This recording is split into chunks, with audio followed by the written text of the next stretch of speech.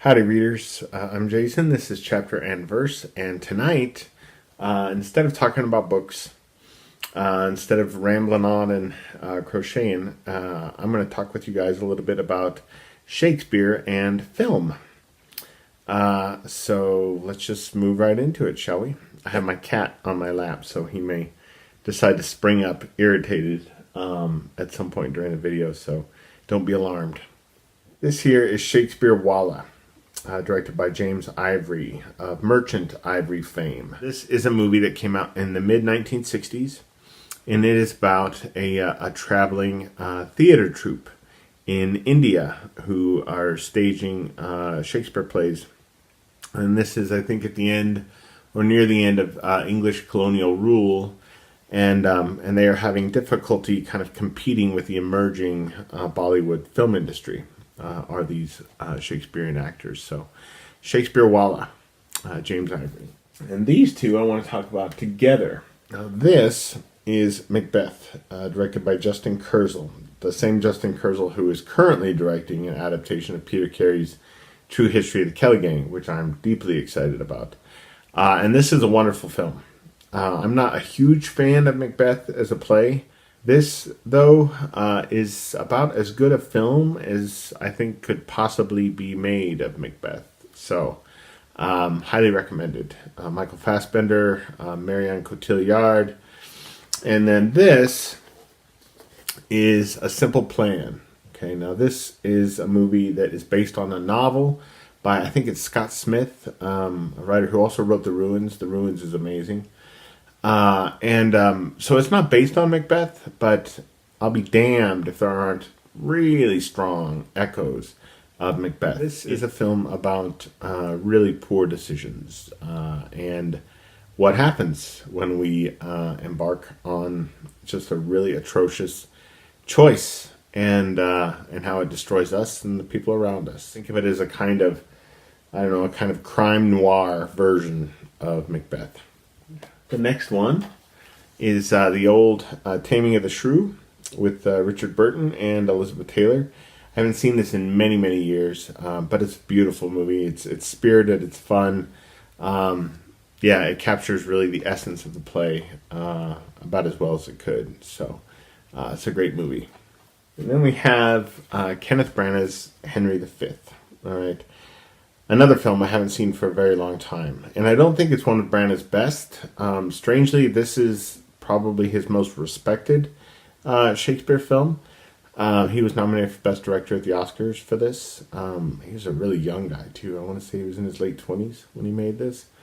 But it's a terrific movie. A really modern way of kind of launching the film at the very beginning, which you'll see when you watch it. But Henry V, Kenneth Branagh. Then Emma Thompson speaking French. And then we've got two versions of King Lear. All right, one starring Ian Holm, one starring Ian McKellen. So we might think of these as Kingian versions of King Lear. Both of them, I think, were BBC productions. Ian Holmes is quite a bit older than Ian McKellen's. And then both went on to air here in the States on PBS. This one is part of Masterpiece Theater, back when Masterpiece Theater was actually doing classic drama instead of just bizarre invented things like Downton Abbey, which is great, but went on for way too long. And then this one was much more recent. And I think this production either came from a stage production that they did in England and then toured it here in America, I believe. But yeah, these are both just really terrific kind of visions of one of Shakespeare's greatest plays, King Lear. And then I've got two films I want to talk about together. So this is Franco Zeffirelli's Hamlet, more commonly known as Mel Gibson's Hamlet, even though he didn't direct it.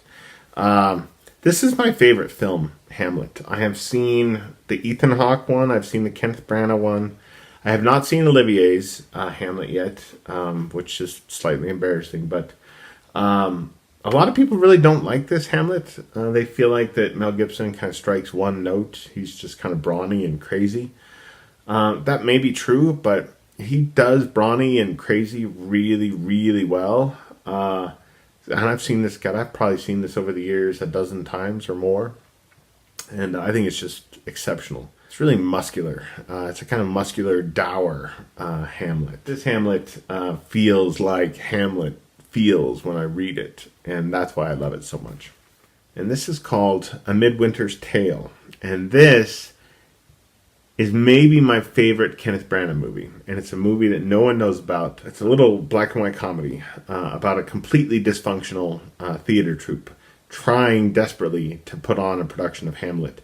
And things just go completely awry. One thing after another. The production is always just threatening to fall apart because of how inept everyone seems to be. But it's hilarious.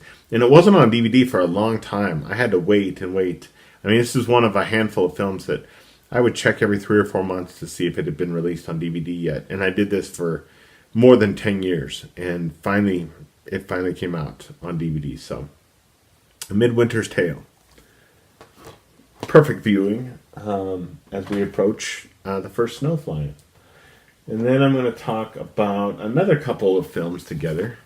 So here is Midsummer Night's Dream, and this was directed by Michael Hoffman. And this came out in the late 90s, I want to say 98 or 99. Michelle Pfeiffer, Kevin Kline, Stanley Tucci, Callista Flockhart, a wonderful, too little known actress named Anna Friel is in this. I think she plays Hermia.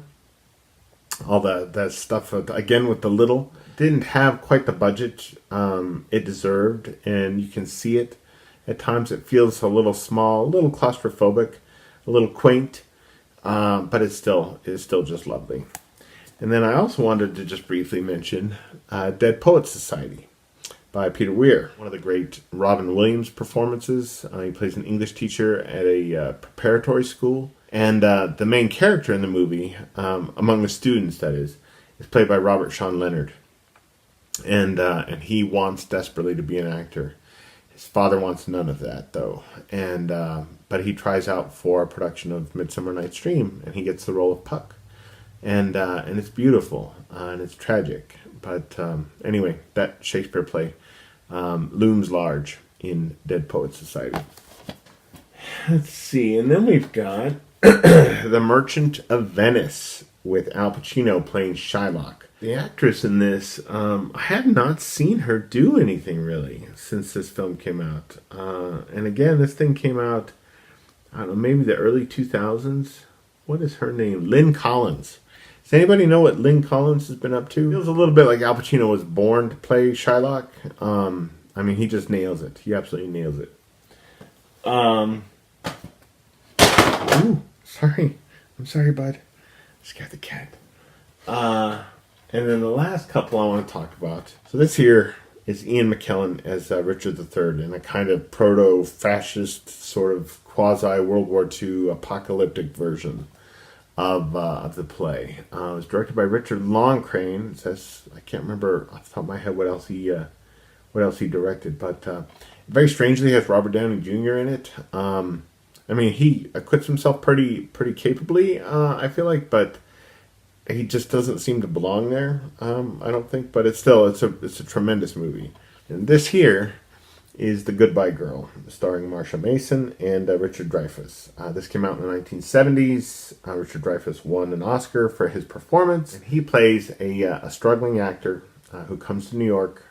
He's landed a role as Richard III in an off-Broadway production. And all seems to be going well for him. He thinks it's going to be his big break. And then he arrives on set to discover that the director of the play has,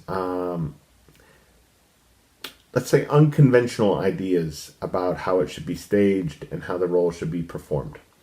It's freaking hilarious. Probably Richard III I like more than the Ian McKellen Richard III. And then lastly, I just wanted to show you guys just real briefly. I'm going to be talking more about these in my video on Saturday. But this here is Julie Taymor's The Tempest. And I've showed this one to you already. This is Julie Taymor's Titus. And so I'll be kind of talking about them a little bit in tandem in the video. And then this is a documentary. called Shakespeare Behind Bars. It's a film I've seen many times. I've taught it, but I'll talk a little bit more about this on Saturday. So those are the Shakespeare films that Kelly and I own. We have others, which she has talked about in a video of her own. I'll link to that video below this video. And yeah, let me know in the comments below if you've seen any of these films, particularly if you've seen The Goodbye Girl. I'd love to talk to any of you about that in the comments. But yeah, let me know what your favorite Shakespeare films are and how Shaketube is winding down for all of you. In the meantime, Blue and I, hello lady, Blue and I will see you guys on Saturday. Adios. Bye, BookTube.